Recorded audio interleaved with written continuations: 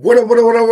World, you already know what time it is. The boy Matt Mrs. Host with the most. Never need to brag, no boast. All we ever did was give a toast to the real folks who done paved the way in the real way for us players to play and parlay this great game that we got for y'all today. I'm gonna have to bring it to y'all, man.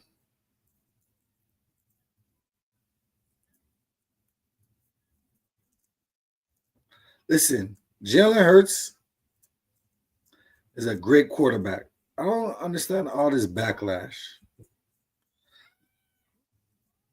but racism is alive and well. I mean, wouldn't it be fitting on Dallas Cowboys versus the Eagles game? Tom Brady would slip up and say the N word with it, R to R. It's just crazy. You can't make this shit up. You can't make this shit up.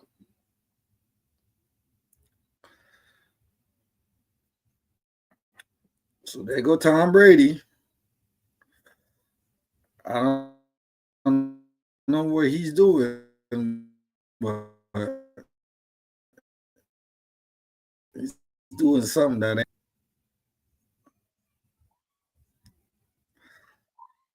What's wrong? So y'all take a look at this real quick. Shout out to everybody out there. Do we talk this up? Coverage on A.J. Brown on the left side. That's where Hurts wants to go. Starts to pop, and Izu just blast it through Nicker. He said nigger. As soon as they sacked my quarterback, he said nigger. So you don't think that Jalen Hurts could be on par to go against Tom Brady's legacy? The same way that everybody was saying that Patty Mahomes was the one to break Tom Brady's record and whatnot.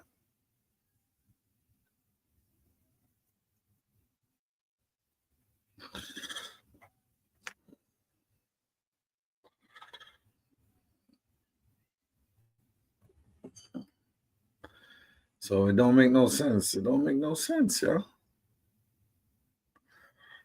Now, Kevin Patullo. He's on par to go get a head coaching position, right?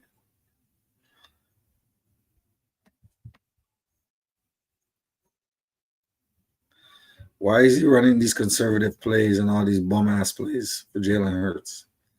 Because they don't want to see him repeat.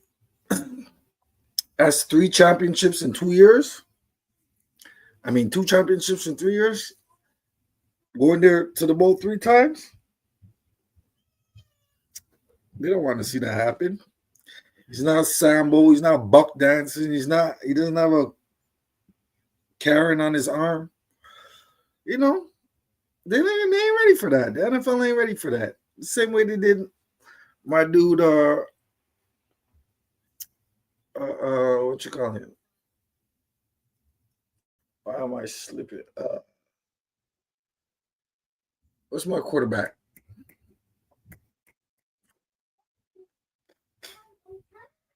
How come I can't? Y'all know what I'm talking about. The quarterback, the best black quarterback out there, man. Michael Vick. Daddy, Where did it, Michael Vick? Yeah, go ahead. Put on your jacket, though.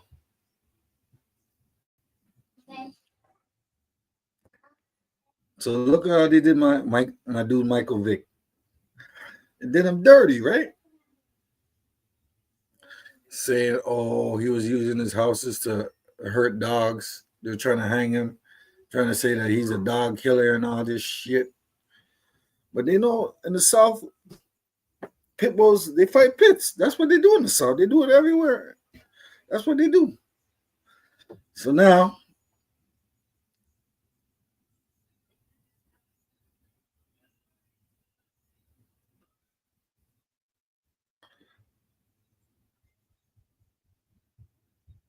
How could you let a black quarterback go into Dallas on a Sunday night and win the game? It ain't gonna happen. It ain't gonna happen. It ain't gonna happen. We're up 21-0. 21-0. This shit don't make no goddamn sense. So let's make some sense out of nonsense. You know what I'm saying? Fair use, fair use. We're going to have to break this down. Shout out to the Black Bob Podcast. My dudes are over there at Hip Hop Uncensored. They're really putting in their work and putting it down like they're supposed to, man. And I like their take on it because they have an interesting take and they're breaking shit down the real way. But if y'all don't feel like it's true and what's really going down is the way that hurt Jalen Hurts' legacy, think about it. What other player is in the position Jalen Hurts is in? A fully black quarterback. Except for Warren Moon, maybe. Dante Culpepper. Jalen Hurts should take a picture with all the real black quarterbacks out there and just let them know, like, yeah, we're here to stay and we're here to play. But let's check this out. Since everybody want to joke and caca and kiki, like this shit is not real. The NFL is niggas for life. They got niggas for life, bro. So let's check this out. All thoughts and opinions about what's going on right now with the man who continuously wins. It doesn't always look like people want it to look. The man and his team, because it's not just him, obviously, won 24 out of 27 games, Super Bowl MVP, right? Super Bowl champion, been to the Super Bowl twice. Team is now 8-2, number one seed in the NFC. But people keep talking about how it looks. Check this out. Let's talk about it today, Sam. Man, I know the people are excited to see us. This is for you. Know what we was talking about. I'm throwing it right in your lap. Yeah. Hey, what you think? Don't hate. Listen with an open mind. Well, of course, I think it's has some racial undertones to it, without question. Because when you look at the landscape of the NFL and you look at the top pantheon of quarterbacks, and there's a nice little mixture of black quarterbacks and white quarterbacks in there. You look at the criticism that's given to black quarterbacks and criticism given to their counterparts. It's not the same. It just really isn't. And it's blatant and it's childish and it's silly. And it's silly we even talk about it, even defend it. But we look at and respect to the fold. All they out there trying to do is play quarterback. They can't help what people are saying about them and their counterparts, right? It's not on them. If y'all disagree with me, if y'all want to we look at Josh Allen yesterday, the link in the description. And he throws an interception to lose the game. And all year we've been trying to. Y'all want to chop it up, or y'all got something to say about it? I'm gonna put the link in the comments here, and y'all come up with speak your speech, man. You know what I'm saying? Because I really do want to hear what y'all think about it. You know. Black, white, or any in between, you know? Tell me what y'all think about it. The Buffalo Bills as if they are this Super Bowl powerhouse, as if Josh Allen is this invincible force on his way to his second straight MVP title. And anytime he seemingly doesn't have a good game or he's missing his fastball, we seem to give a lot more excuses, and there's a lot more digging and prodding as to the reasoning as to why he's struggling. Now, you flip that and go to a Jalen Hurts, and this is all black quarterbacks. We're talking about Jalen Hurts right now in particular. One, because he just won a Super Bowl. He's the defending Super Bowl MVP. His team is in first place, looking like they're on a fast track right back to the same shit they were in last year. 3 out of the last 4 years, if I'm not mistaken, he's sitting in this position. The Philadelphia Eagles are a team that we should be talking about like we do the Kansas City Chiefs, like we did maybe even the Patriots a couple of decades past. We're talking about these teams that in the world of a lot of parity, these teams kind of stand at the forefront of being great amidst all of that. Jalen Hurts is at the head of that. I mean, we always talk about the quarterback gets the most credit and takes most of the blame. Well, unfortunately, it seems like he takes none of the credit and all the blame. it's always an excuse on why they win, and he's always the reasoning and why they lose. When you have receivers coming out and basically throwing out in your windows, then that kind of fuels the fire and that kind of fuels the aggravation on what's going on. But all I see that's going on is a team that's winning. They only lost 2 games. They've had a brutal fucking schedule. They're coming out on top. Jalen Hurts has not played 1 game this year where he has cost his team. I could sit back and honestly go the last 2 or 3 years. It's going to be hard for me or anybody else to find a game where you said, damn, Jalen lost that game for y'all. He lost that game. It was because of him, right? Maybe the Giants game, if y'all want to throw that in there, but hey, that is what it is. But man, I think it's very unfair. I think it's complete bullshit. But I also been watching this dude since he got into college. I watched him at Alabama deal with shit. I watched him at Oklahoma deal with shit. And I think that for some reason, and you correct me if I'm wrong in this situation, in Philadelphia, not so much the fans, but the media, he got drafted to be Carson Wentz's backup. And for some reason or another, they always kind of consider him still a backup. They look at his draft placement. They look at where he was. They look at how he wins games. For some reason, their brain can't compute that this dude is actually a great quarterback, a top 5 quarterback, a Super Bowl winning quarterback, and a quarterback that can lead your team to multiple Super Bowls here and beyond. They always kind of look at that.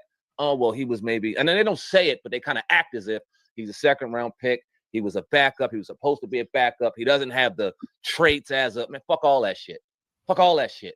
You know what I mean? Howie Roseman did a great job on bringing a leader in when you needed a leader. Yeah, Carson Wentz may have had way more better intangibles than Jalen Hurts at the time, but the leadership quality couldn't even match Jalen Hurts. So you bring him in, you put him around people, you put him around this immense talent, a great culture, and you let that man lead your team, and that's exactly what he's doing. So I don't think that the criticism will ever go away. I think Jalen Hurts is going to have to get used to this criticism his entire career because it's not going anywhere. But as long as he keeps his head on his shoulders and keep winning, fuck what they say. But yeah, without question, there's racist shit. Without question, man. When you look at Jalen Hurts right now, we look at Lamar Jackson, who's injured. Now all of a sudden he's injury prone and all this shit, even though he won 3 straight MVPs, could have won a 4th last year. You look at my boy Jaden, all of a sudden now he's this sophomore slump and he's injury prone. He can't do this. They can't wait to shit on him.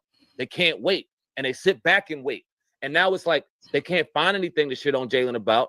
So they're going to run to A.J. Brown to see if he could say something. They're going to go and pick and pry through every little statistic that they can to kind of try to prove a point. Because then these motherfuckers don't like being proven wrong. They don't like to sit back and go, you know what, I'm going to eat crow. I didn't think Jalen Hurts could throw. I didn't think he can read defenses. I didn't think he can lead an NFL team. And he's proven me wrong. They don't want to say that. They always want to, oh, well, see, he can't make that throw.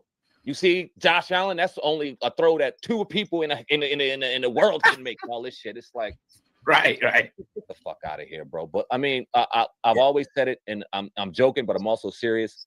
I love Jalen Hurts. I've always have. I hate that he went to the Eagles. It was a perfect situation for him. But hey, man, heavy is the head that wears the crown. I think I heard Brandon Graham say that, and that was perfectly said, man. This dude is on top of his game right now. I think that he's prepared for the criticism, albeit very unfair. And he's going to have to get used to it, man, because it's going to follow him the rest of his career. But if he finishes that career with 3 Super Bowls and a couple of MVPs, whether he gets a regular season MVP or not, he'll also be walking into the Hall of Fame, which he's on pace of doing right now. So just keep strong, brother. Keep doing your thing. And yeah, man, fuck what they say. Yeah, and I think he really definitely had the attitude, coming up with a strong father who they really never mentioned. Yep. I think his father, kind of prepared him for all of this. And think about it, when you think about America and the social order of America, like the type of person he is kind of frowned upon. They look at more so like a clown, a buffoon, a comedian, a court jester. Those people are more pushed to the forefront. When you see a man that came from a 2-parent household, strong leadership capabilities, not a rah-rah type of guy, nothing like that. The man just leads fearlessly, and they attack that every week effortlessly. They find something to attack this man about. If he's screaming and he's loud, he's too obnoxious. If he's too not, boisterous, he's too what's the word they use? I forget the word they use. The word they try to use, like he's too quiet and reserved, and that's bothering people. Like, damn if you do, damn, if you don't. But for the people that try to dismiss the race thing, I think there's a whole history you got to point to. Where every single black quarterback before even Doug Williams. I forget the guy, I don't know if it's France Fernand, one of those guys. I hope I'm saying his name right. He even dealt with it. And they always tried to put us in a wide receiver, running back role because they didn't think we were smart enough to actually, have the functions of a quarterback. Thus, they would say, oh, he's uber athletic, uber talented. He's a run-first quarterback, as opposed to a white quarterback where they feel he don't have to run because he's smart enough to make the read.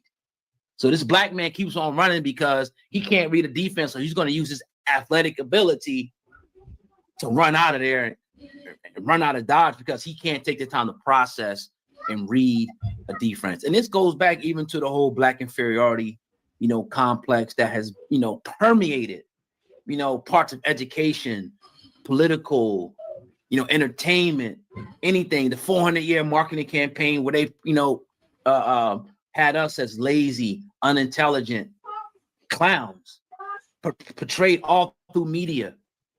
People think that this stuff just goes away. It doesn't. It doesn't. It's something that's on people's minds subconsciously and consciously. And I think they have a hard time dealing with the fact that, this is being taken over. This position that you said we couldn't play. We was dumb. We was too stupid, not smart enough. Now it's being taken over by us. I think they're having a hard time adjusting, to that because it doesn't look like they want it to look. He doesn't throw like they wanted him to throw. He doesn't make, like you said, they can make only Josh Allen and maybe Patrick Mahomes or somebody can make this throw. When every quarterback that plays at a high level can make every throw. I've seen Jalen Hurts make every single throw in the book. It may not come out as fast, but he's made every throw. He can't pass through, pass in traffic. All you gotta do is put videos seeing him doing that. He don't pass over the middle. YouTube will show you that he passes over the middle. Maybe not as much as other people, but he does it. Oh, he can't. He's not good against the blitz. Now he's like one of the best quarterbacks against the blitz. Now they switch it to he can't pass against zone coverage. It's like, come on, bro. They keep moving the goalposts week after week. And if we were losing, I will understand it. I wouldn't even talk about the shit. But now I see like, damn. All right, yeah, Marlon Bresca. I appreciate that, Jermaine. If we were losing, I would have nothing to say. But the fact that this team is winning at a clip more than any other team in the past probably 10 years, and every day the media has something to say. Even Dan Orlowski got tired of it yesterday. Even he's seen like, this is crazy. I don't know if you heard his rant. I didn't, but I don't need to. I like a lot of people give Dan Orlowski a lot of criticism, but I think he tried to stay fair and down the middle as much as possible. You know what I mean? So I like Dan Orlowski. Right. I'm going to read a comment from Coaster123. Remember Lamar Jackson during his draft process, they wanted him to change his position, even though he had the tape and talent and ran a pro-style offense. 30 teams went by Lamar Jackson before. I think Baltimore had the 30th pick of the draft. Lamar was going in the second round if the Baltimore didn't pick him up. 30 teams went by Lamar Jackson because they could not see past the athletic ability. And because he was from Florida and he was a brother, they thought all of a sudden, this motherfucker's fast as shit. He's athletic as hell. He ain't going to be able to read no damn NFL defenses. Who are we kidding? And then he went out there and torched your ass, had the highest QBR in NFL history, and went on to tear up the league. Now, can he? Now, let me tell you this. I think that Lamar Jackson deserves more criticism than a Jalen Hurts based off the winning. That's it. This is all this should be. This is the only conversation that should be had in the NFL. Are you winning or not? Are you winning or not? Are you leading your team to victory? Now, I think it's unfair that they put the quarterback on a pedestal and they're like, okay, Lamar or Jalen Hurts beat Jaden Daniels. No, Jalen Hurts beat Washington Commanders defense. Jaden Daniels beat the Eagles defense. They didn't beat each other, but this is how we compare it. So if we're going to compare it like that, who's winning? That's all this shit's about. I don't know if Joe Montana could throw over the middle or can do an out or could throw the post. I know he won 3 Super Bowls. I don't know if Tom Brady could make every throw. I know in Michigan, he couldn't make every throw. That's why he was taken over by Drew Henson. I knew when he got drafted for the Patriots in the 6th or 7th round, Drew Bledsoe backed him up in his first 2 or 3 years in the NFL. He was a dink and dunk bandit until he got used to the game and started tearing shit up. But nobody cared. Nobody cared that Tom Brady was throwing 3-yard outs or taking the check down every single play. They said at the end of the game, with the ball in his hand, who do you want to lead the game? because they knew he wasn't going to make any mistakes. He knew he wasn't going to put the ball in danger. He was going to find the right man, and he was going to drive the ball downfield. Damn, does that sound familiar? Sound like another quarterback we've been criticizing. And like I said, I take no pride in this shit. I wanted to come on there and do this thing and talk so much shit on Jalen Hurts and talk so much shit on the Eagles and have our things, Washington versus Philadelphia the last 2 weeks. But my team is ass, and I want to speak some real shit right now. It's not fair, man. It's not fair. Yeah, and I felt like, because when you look on the internet, a few other people kind of brought this up, because I get it. Some people got platforms and they got certain audience bases, so they feel like if they do this, they're going to ruffle a few feathers. I don't give a shit. I had people come in the comments and say this and say that.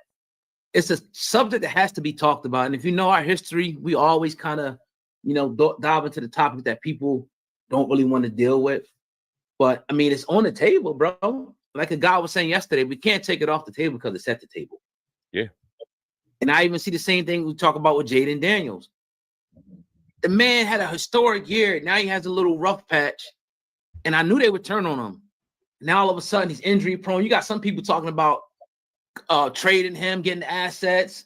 I know you heard that. You can kiss my ass. There ain't no way in hell. I ain't what?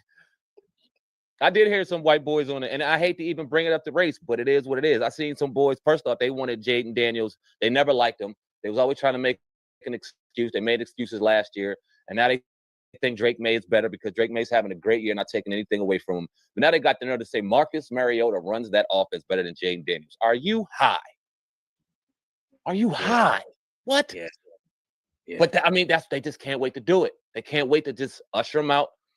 They like you said, there's a little bit of envy. There's a little bit of, I don't know what it is. And then they try to mask it as if, are y'all just playing victim? Or y'all just doing this? Or y'all don't like criticism. Now y'all say some backhanded shit and y'all don't like being called out on it. And then y'all want to say, oh, y'all playing victim or this or that. Nah, ain't nobody playing victim. We win the Super Bowls. Ain't nobody tripping on that. But at the same time, you got to call it bullshit when you see it. And then if it's like, all right, playing the victim, if you shot me, I'm the victim. Yeah, shit. I got shot, nigga. I'm like, we playing victim. I am the victim. You shot the shit out of me. I want to go to Linda Conyer. She put, if I told you I had 2 QBs, one of them is 27-3 in the last 30 games. The other is 7-10, which is the MVP. Which one is the MVP candidate? Who is she referring to? I know the one is that has to be Hurts. Yeah. 7-10-1. Who the hell is that? Is that Lamar? Maybe. No. I'm trying to think of the fucking Dak Prescott. I'm not sure. Might be. I don't know, but she'll put it in the comments. Yeah, put it in the comments, Linda. Who you talking about? Dak. Okay, you're talking about Dak. Yeah. And that's the thing. We're gonna transition to that game in a second. Jermaine put very well said, bro. It's been going on for decades. Again, I grew up in the era of the McNabbs and the Rodney Peete. Remember, we interviewed Holly Robinson Peete. We did. Years ago, and I don't think you ever put the full interview out, but she talked about, some of the things she had to deal with being the wife of a black quarterback, which is very, very, interesting. Maybe one day I'll upload it on this channel. But my dad used to always talk to me about this and how racist Philadelphia was in the media. And I'm kind of listening, but I'm a kid. Yeah. Daily news, but now you kind of see like nothing really has changed. And again, if it's not for you, it's not for you. Because some people say, oh, I'm not racist, and okay, fine, I get it. I'm not talking. Let the chips fall where they may. If I throw that rock and it don't hit you, it don't hit you. Yeah. But if you come in the comments talking about stuff you did for black people and what your dad did for this and that, I know it kind of hits you. I know you fucking guilty. Yep. And look, if you are a white fan and you got criticism for Jalen Hurts or anything, that's cool. Like there's plenty of Eagles fans that don't like what they see necessarily, but when they win, they give that man credit. You know what I'm saying? Like there's not like nobody in the NFL, black or white, should be excused from criticism. None of them. You're playing bad. If you didn't have a good game, as fans, as people who spend their hard-earned money and put a lot of devotion into this, as fans, we're allowed to come on here and criticize and talk shit. But what boggles my mind, and as a Washington fan, I like it because it brings a lot of nonsense to Philly, but as a black man, it kind of bothers me because I'm sitting here going, damn, what more this brother got to fucking do? How many interceptions does he have this year? What, 4? Maybe? One. one goddamn interception. Okay, so if you tell me he got one interception, what he got? 3-4 turnovers all year, maybe? Right. So you got a quarterback that's turned the ball over 4 times this year, maybe. You got a quarterback who is 8-2 this year, 27-3 in the last 2 years. And if you go back since he first started in his career, how many times has he had a losing season? And we're trying to get this dude out of here? Never, God. since he was a starter. What are we talking about? It boggles my, because it doesn't look good. I know that there's 15, 20 teams in the NFL, right? You mean to tell me if Cleveland was winning the way Philly's winning, you think they'd be giving criticism to Jalen Hurts right now? Hell no. They got their own shit going on with Shador, but that's another story for another day. But what I'm saying is, if you think a bad team would take anything, would not switch places with the Eagles in a heartbeat, the quarterback and everything, you're out of your mind. But in Philly, for some reason, it's not just Philly, but Philly's very loud. They try to find him. Like, it's almost like, nah, they win the Super Bowls. This ain't what we used to. We used to the drama. We used to the bullshit. Now we got to find something. Go find A.J. Brown and let's see what his relationship is with Jalen Hurts. And this is going to be the headline for the next 2 weeks, as opposed to them being 8-2. Just went through probably one of the hold hardest. Hold it down for 1 minute for me. Give me one second. Got you. Just went through an 8-2, or currently at an 8-2 season. Went through one of the hardest stretches of football that we've seen all season, and yet here we are having criticism about how he throws, or the relationship with his receiver, or how many yards A.J. Brown may have. The shit is kind of silly, man, if you ask me. It's silly. It makes no sense. Like I said, as a Washington fan, you would think that I would enjoy all the nonsense, but my team is 3-8. You know what I mean? I ain't got much to joke on or talk about, and it's not fair to that brother that he gets the criticism that he gets, man. It really is. We're definitely back in the building. You're tuned into the Black Ball Sports Podcast. Hey, Coastal puts Jalen Hurts became the first quarterback in history to have 20 touchdowns and 1 interception through the first 8 games of the season, but you never know it. And he's only thrown 1 interception in the past 500 attempts, which is also a record. So I appreciate that stat right there. But again, man, I think it's, we got to spank these people because they run off on their tangents too much. I've been watching them too long, run off with their tangents about the Eagles and other black quarterbacks. So we here to put things back in order and spank these people when they get on the line. That's all. They need a little bit of resistance. You feel me? That's it. That's it. No. And let me tell you this. Let me tell you how much it breaks my heart, man. I was sitting here yesterday, and I'm like, "Are we gonna do this show today?" I'm ready to do it. I kind of had a feeling what we were gonna talk about because my team's on a bye. Y'all about to play Dallas, but there's a lot of bullshit about Jalen. But I'm sitting here like, man, the NFL. We were complaining about the schedule, about us playing so late, but they set it up perfect. Y'all 8-2. If we would have took care of business, man, this shit was going right exactly where we wanted it to go, bro. Yeah. And we dropped the fucking ball. This shit hurts like hell, man. Because I was ready to come on here and come at your neck. I wanted some NFC East trash talk from the championship last year on these platforms. You know what I'm saying? To entertain the people. Man, I ain't got nothing for you, bro. I ain't got nothing for you, bro. That's how the show was birthed. Remember, we was in the old studio and man, they had that conversation and it just went organically. Went off. Right before the game, man. And wow, look at history. I thought it was gonna be more of that. Not this year, man. I'm sitting, like I said, my tail is firmly tucked between my legs, man. I just want to get out the season healthy, man. That's all I want, man. Yeah, I got a lot of work to do. We'll get to that, man. A lot of work to do in the all season. One more comment I want to read. And we read comments without super chats. You can't even do super chats on this channel yet, but other people wait for super chats. We'll read them without it. The good old boys club will so butthurt Sunday when the Eagles win. Oh yeah, because they kept saying, "Oh, you can't win that way. You can't score this many points and win." They're saying the same thing about Dallas. You can't. Even what's the name? Teams are ticking. The only team you put up there that's a big bad wolf, we take them down. Now I'm not saying it's going to be forever. I feel like, and we'll get into the Dallas talk now. This probably could be a game we probably could lose. It's a divisional game. It's against Dallas, and it's a lot of internal stuff going on in the locker room. I don't want us to ever lose, but I wouldn't be surprised if the Eagles lose this game. Yeah. So to me, it's like a trap game for real. You know? And it's a must win for Dallas because Dallas is the only other team in the division that has an outside remote shot of winning this division. And if they lose this game, the division is pretty much, the door is closed. You know what I mean? We can win out and still not win the division based off of our conference record. Dallas is really the only team that can do anything. And now I don't think they can even do shit. I really don't. Even if they win this game, I don't think they win the division. But this is a game they have to get in order to even have a chance. Where's the game at? In Dallas? It's in Dallas, yeah. Yeah, man. I mean, and Pickens is playing very well. Now your defense is playing very well. Very well. And if they continue to play like this, I don't see you losing to anybody. But if they give up a little bit and they get Pickens and CeeDee Lamb rolling and they can get going, this could be a game that y'all can get took. But then it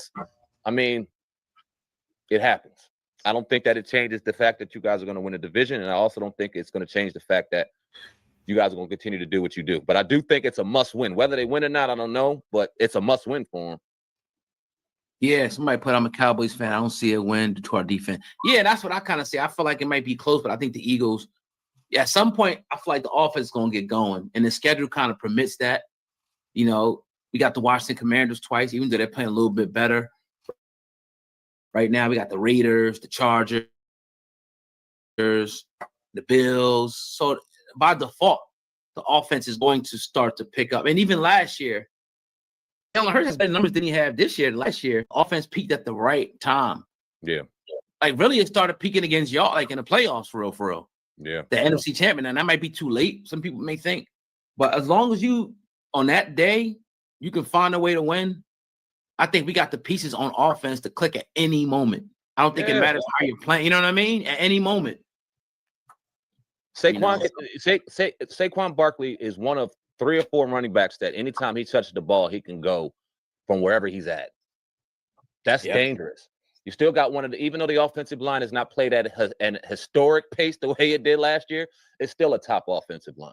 You know what I mean? You still got receivers and tight ends everywhere. You got a quarterback that's not going to make any mistakes.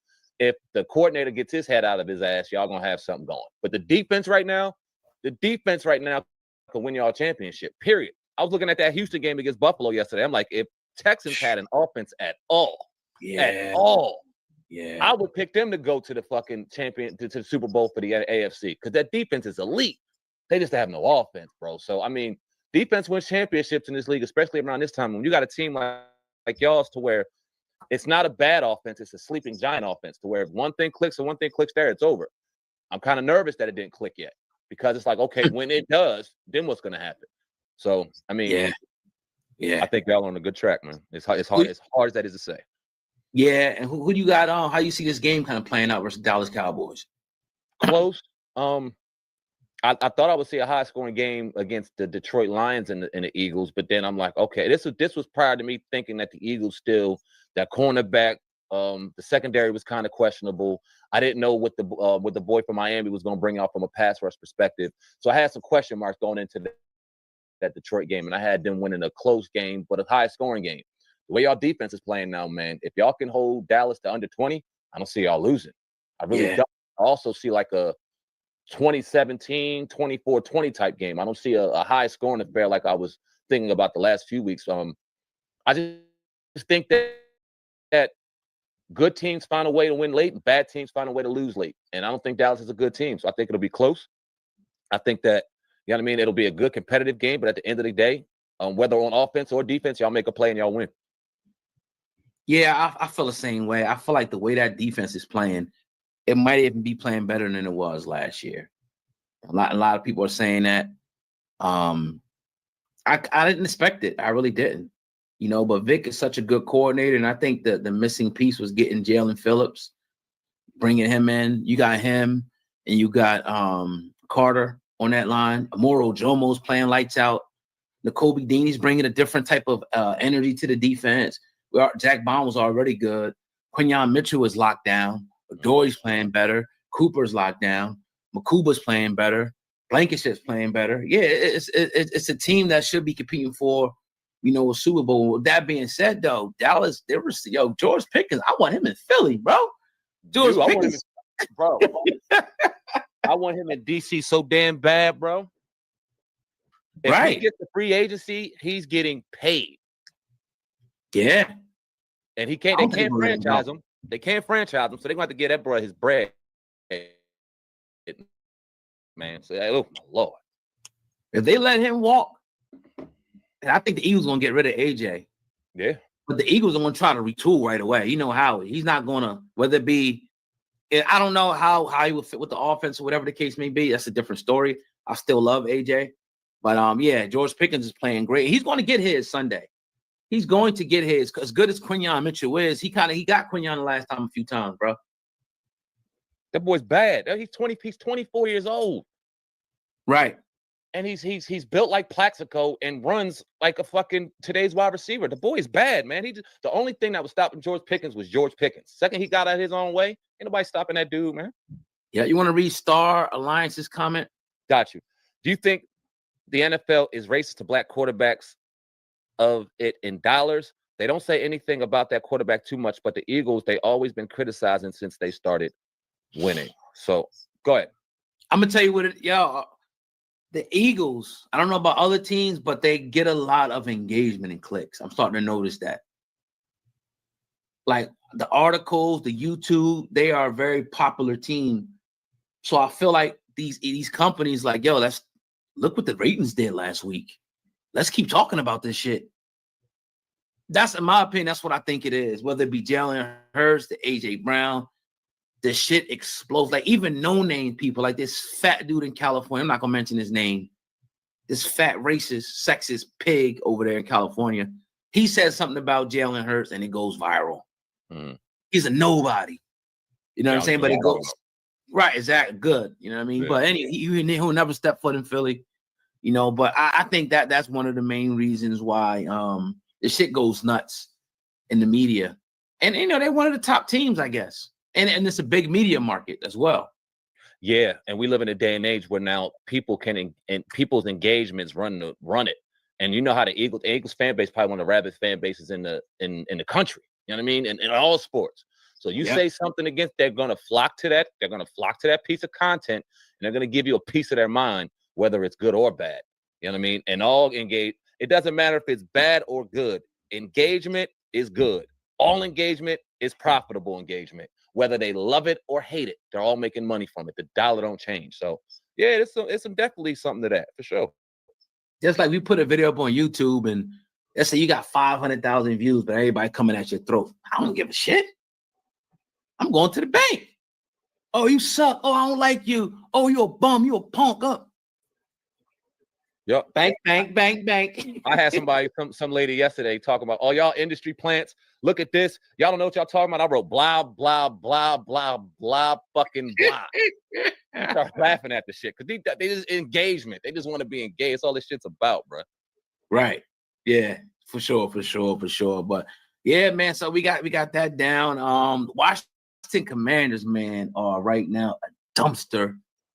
What you call a dumpster fire to the Commanders fans out there, man. Nobody expected this year. We expected them to, be contending for a Super Bowl. Unfortunately, I think if you had to ask me and put me on the spot, I think injuries is one. Two, I think it's roster construction. I feel like that Adam Peters, y'all call him AP, went in thinking that he'll get right back to where they were, last year. So he wanted to fit the pieces. And okay, we need a left tackle. Okay, we need a receiver. Okay, we need this. Instead of continuing to try to build through the draft. That's just my opinion. I could be wrong. Only time will tell. That's what I think happened. I haven't heard other content creators, Commanders, even say that as well. But what's your thoughts on how why the season went down the shitter so fast? Yeah, I won't call it a dumpster fire only because I've been witness to a lot of dumpster fires with this organization. A lot. Right. You know what I mean? It was not only losing on the field, it was a lot of losing off the field, and no one wanted to even be associated with the team. Nobody wanted to be, the NFC East didn't even want to be associated with Washington. It was just so fucking bad. I've seen years of dumpster fires. This year was definitely a nightmare for sure, because we had one set of expectations coming off of last year, coming off of having a quarterback and having such great morale come through that organization, something very different than what we've experienced in the last 30 plus years or so. New GM, new owner, new coach, new quarterback. It brought this breath of fresh air. And then we go to the NFC Championship. It was like we was on cloud 9. And once you get off of cloud 9 and you go back to reality, it's a tough pill to swallow. Now, I think I said this maybe the last show. When you win, it masks a lot of your deficiencies on your team. When you lose, It exposes them. So when we get injured the way we do and we start losing games, now it's easy for us to look at AP and Your volume went out. can you hear me? Yeah, you're good now. You're good. Yeah. My bad. When we went to, did you hear anything I just said? Most of it. Okay. I don't know why the Yeah, fuck you I just good. went on mute. That's random. Okay, so like I was saying, when you win, you mask a lot of your deficiencies. When you lose, you expose them. So this year, when we have a dream season like last year, when we had a lot of deficiencies last year, our secondary wasn't the best last year. Our defense wasn't the best last year. We had some holes on the offense, but it got masked because we were winning. We were winning in such dramatic fashion. It was fun. Jaden was killing it. We had all these good things going on that the bad things weren't brought out. This year, when you have the injuries and you have the losing the way we have, now it exposes a lot of the shit that was there last year. I'm going to give Adam Peters a pass, not a complete pass, a pass in the sense that we never got to see his roster as currently constructed go out there and actually play a game. Now, it happens. NFL people get injured. We've seen it on a historic level this year, but it is what it is. And then I also go back to the years prior. We didn't have a lot of first and second round draft picks that he inherited to kind of build a solid roster. He had to damn near strip it down to the fucking foundation and rebuild it under his own vision and his own mind. I'm not mad at the Larry Tunsil trade. We gave up a lot, but I think we got a left tackle there for the next 6, 7, 8 years. So I'm cool with the draft compensation once we re-sign him and get him good. Debo was a little bit of a coin flip, right? Gave up a 5th round pick. I'm not really tripping. I wish we could have seen him with full complement of weapons, but it is what it is. Marshawn, it looked like a loss, right? We gave up a lot of draft capital. I think 2 picks from last year. We gave up a pick last year in last year's draft and a pick in the upcoming draft from Marshawn. That was a loss. But you know what? He swung. And I'm not mad at him for swinging for something. If we thought that we needed a cornerback and we could really do something last year, he would have got criticism for not doing something.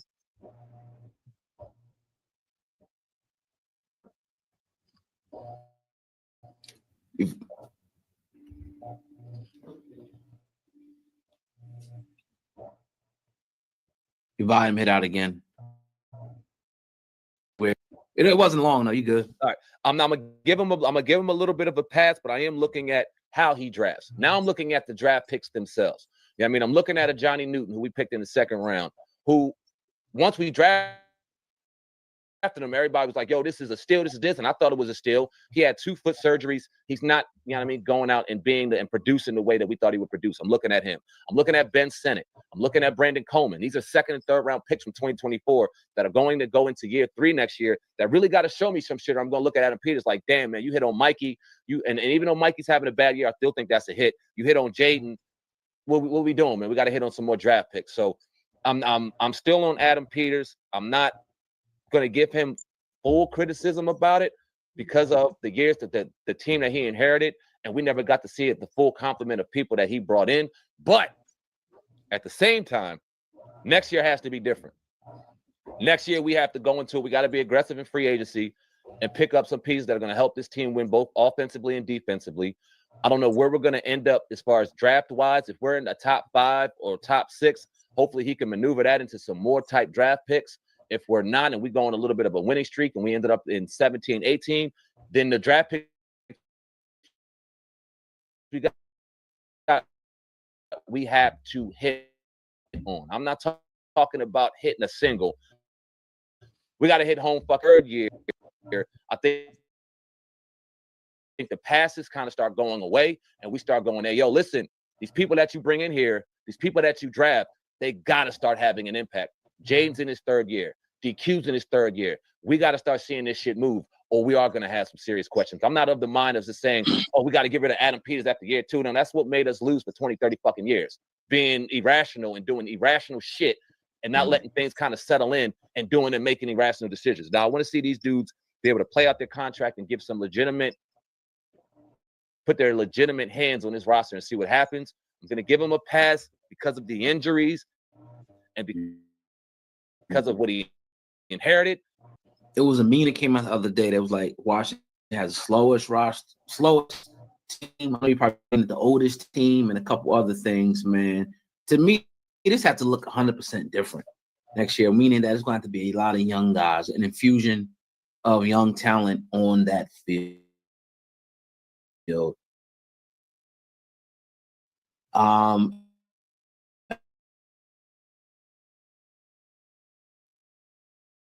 And also, are you guys going to bring in a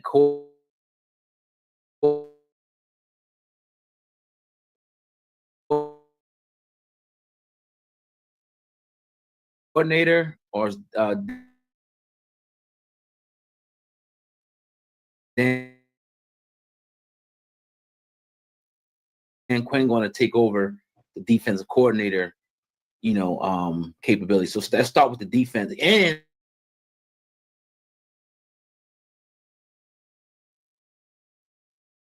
we don't owe him any money. I don't know. I know we got like the second or third most cap room in going into next year, so we're gonna have to use that. Now, see, you think about Bobby Wagner, Eddie Goldman's gone. He was on a 1-year deal. A lot of these older players that are kind of handicapping our team as far as age and speed, I guarantee you won't be there. I still think we need a nice balance of veteran help that can still get out there and make some moves and make some progress, but I don't want to see us be the youngest one either. We're so cool with that. But yeah, we definitely got to get faster, man. We definitely got to get faster.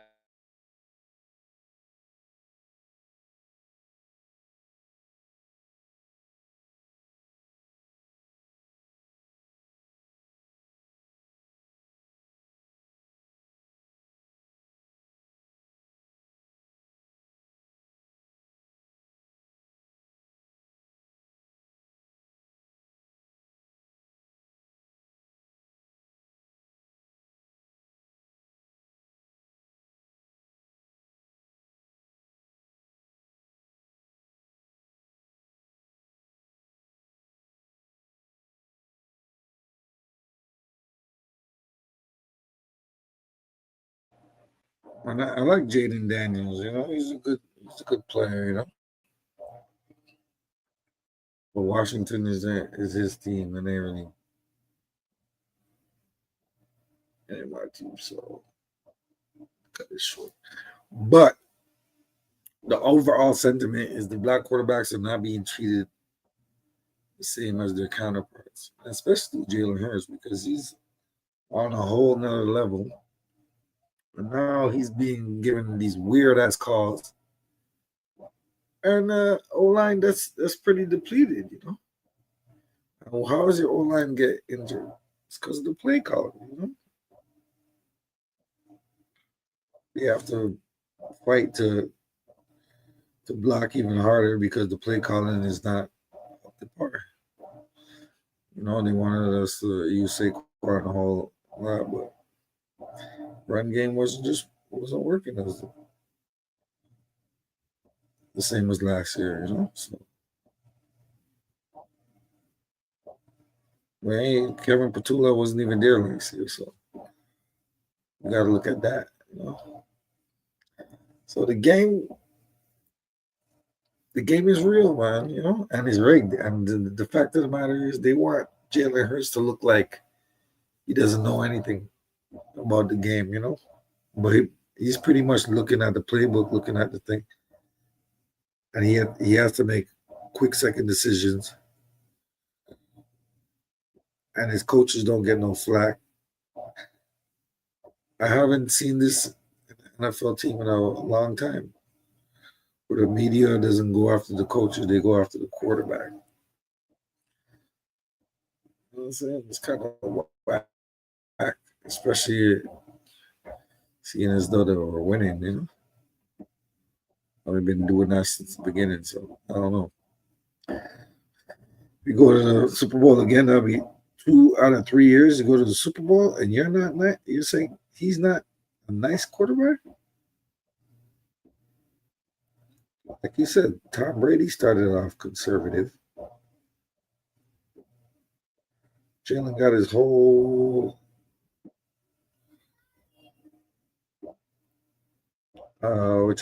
career ahead of him. He's in his 20s still. Brady won his last one in his 40s. Stop front. But yo, it's real. Don't sugarcoat the shit. Don't lie about it. Y'all gotta face it head on. If you're really about football and fairness and everything like that, there's a football game is as fair as you can be. Two teams going at it, same amount of people, same amount of thing. But if you got the rest in your back pocket,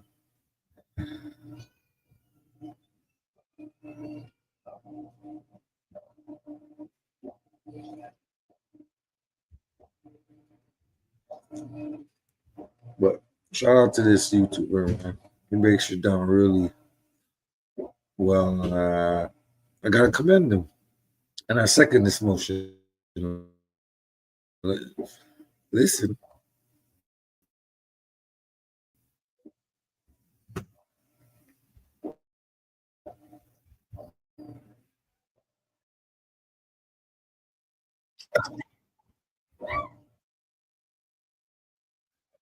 They don't trust Jalen Hurts. It's all about Jalen Hurts. Jalen Hurts, Jalen Hurts. And it's like, look at what Jalen Hurts has to deal with. A predictable offense, an O-line that can't block as well as it has in years past, no run support, and receivers that aren't open. Like, people even blame Jalen Hurts for that sack, and Ryan Clark, surprisingly, did a great job of highlighting there was nowhere to go. And there was nowhere to go for multiple reasons. No creativity whatsoever, predictability, and they just knew exactly what he was going to do. Nobody was open, takes the sack. And it's just you know, to try to now downplay the impact of coaching and the struggles right here is insane. And this is what I've been talking about now for months and months and months before the season ever started, because I showed you the Darius Slay clip where he was talking about AJ Brown not being schemed open and how these other receivers are being schemed open. And I did my whole video showing you how all these other receivers have way more separation than AJ Brown. That AJ Brown is top in the NFL in percent of contested targets.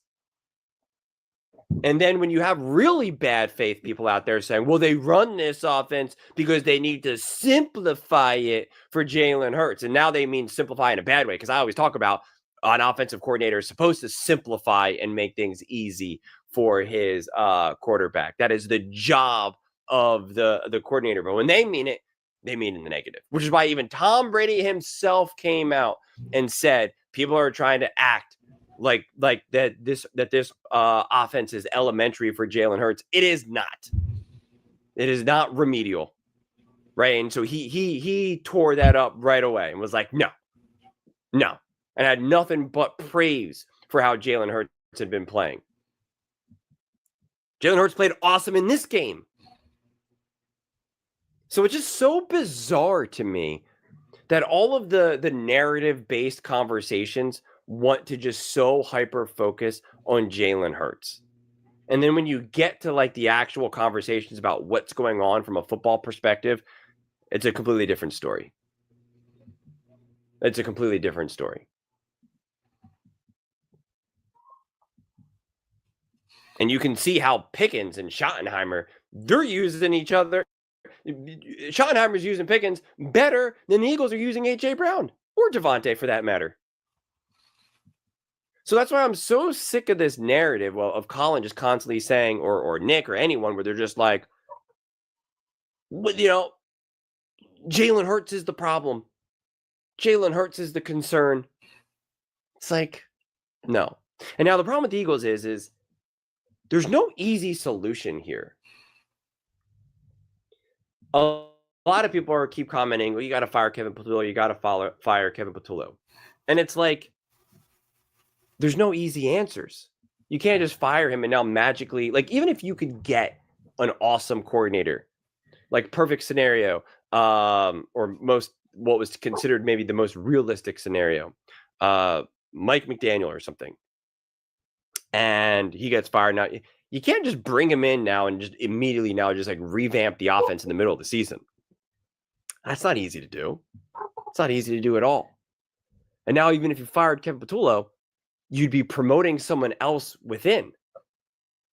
Now, I think their quarterback coach is an experienced OC in college, I think. And so like he would be the next man up technically. Usually that's kind of how it can go down. But I don't know if that's the answer. You know, it's like people were talking about bringing in Frank Reich or Doug Peterson. It's like, I don't know, just bringing them both. Like, come on, let's see if you get some synergy here. Let's see if you can help this team win another Super Bowl. You did it in 2017. There's a statue of you out there. It's like, I don't know if that's the right move either. Bring in Chip Kelly. With Chip Kelly, I made a video when once Chip Kelly got fired, and a lot of people were like, a lot of Eagles fans came up to it and they were like, well, I'd rather have Kevin Patullo than Chip Kelly. And it's like, but it's just, I don't know what you can do in this moment of time. He just got fired. And even if you look at next season, let's say this season just ends up not panning out how you want it to. It's like, who do you hire this time around? Maybe Mike McDaniel does officially get fired. He wants to be an offensive coordinator somewhere.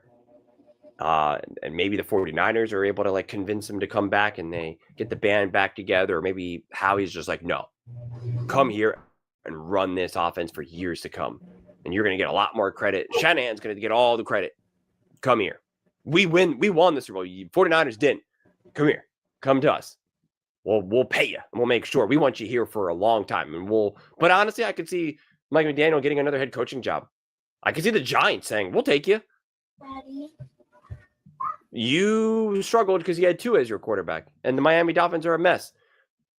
We got Jackson Dart. We got you, bro. We got you. Come here. Like, I don't know if he's necessarily not going to get a head coaching job right away. And like he would theoretically be the best prospect right now as an offensive coordinator, if that's the first name that comes to my mind right now. Or Brian Dable. Right. I'd rather you take a stab at Giants fired you. Get some revenge. You know the best revenge? We'll get you back with Saquon. They kicked Saquon out the door. Come on. Come back home. Not home, but come back to the NFC and now rock those New York Giants. Rock them. Get revenge. Everybody wants revenge. You shouldn't have been fired. You weren't the problem there. Anything's better than what you got right now. The only thing that I've liked from Kevin Patullo, and I said this earlier, in previous videos, is I don't know. He's got a knack for getting tight ends some work, and maybe it's maybe those are actually Sirianni's plays. Maybe he's like the one that's like, wow. He's like, hey, I was a tight end. I know what to do with tight ends. Like, do a little bit of this. I've liked a handful of the play calling and play designs to Dallas Goedert and Katera. So Cal Katera. So yeah. I've liked that. I'm like, oh, okay. And those are the moments when I'm just like, all right, I'm seeing a little of innovation. I'm seeing some interesting play calling. I'm like, maybe there is something there a little bit. But I'm watching the Chicago Bears game.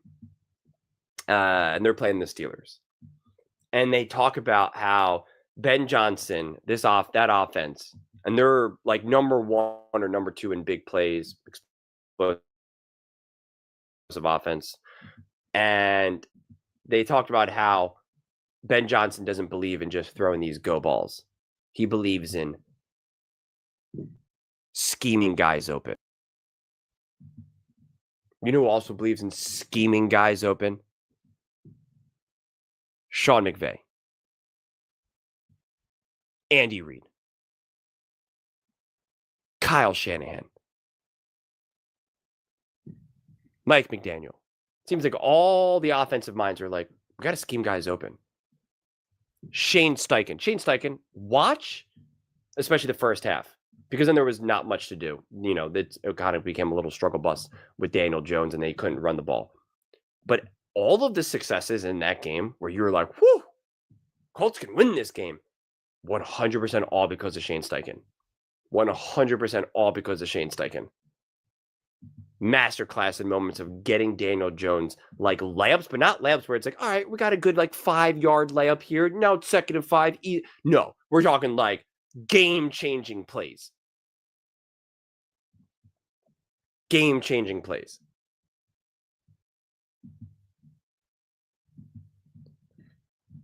So the Philadelphia Eagles are at the cusp here. It's like, what do you do? What do you do? And it doesn't feel like they're making any moves right now. And that's why I pushed back with the nonsense earlier over the weekend when they're like, you know, with Derek Gunn and Seth Jordan or whatever, and be like, oh, I'm hearing Jalen Hurts as the problem. And it's like, Jalen Hurts was not the problem in this game. Jalen Hurts did everything. They had 4 rushing first downs, and Jalen Hurts had 3 of them. He had over 300 total yards. Jalen Hurts was balling in that first half. And then the second half, what do you want him to do? He doesn't just magically not know how to play football.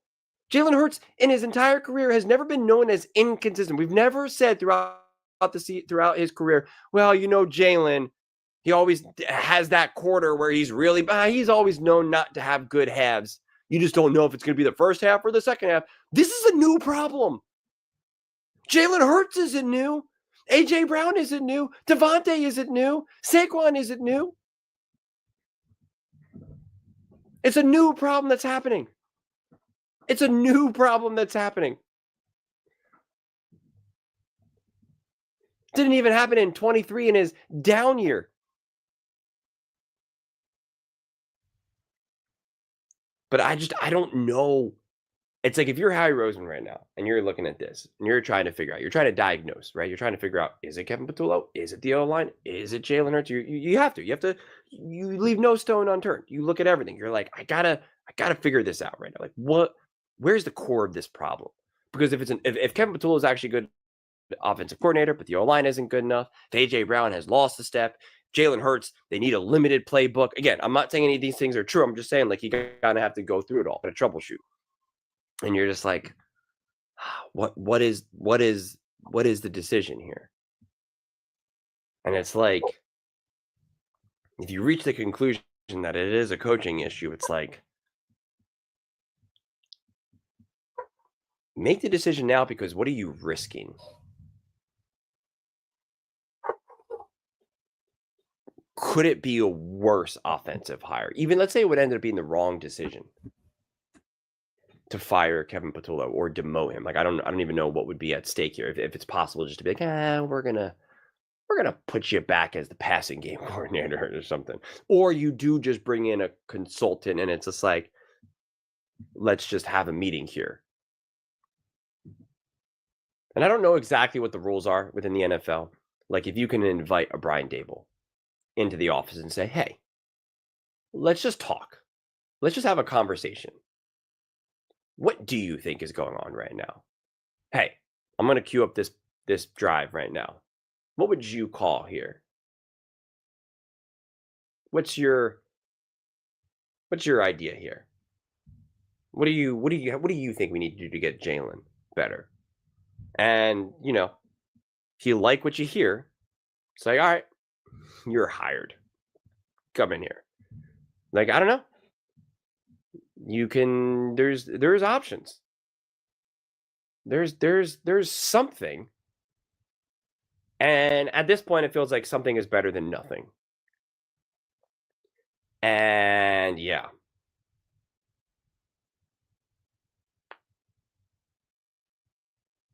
Because this team can still win a Super Bowl. They still have the second best odds. Does anyone have any confidence in Kevin Patullo calling a Super Bowl? I'm not so sure about that.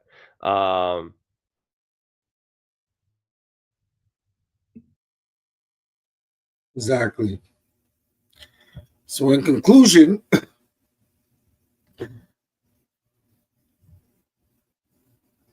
he took less money, right? He took less money. Bringing in an OC every year, you got to relearn the playbook every year.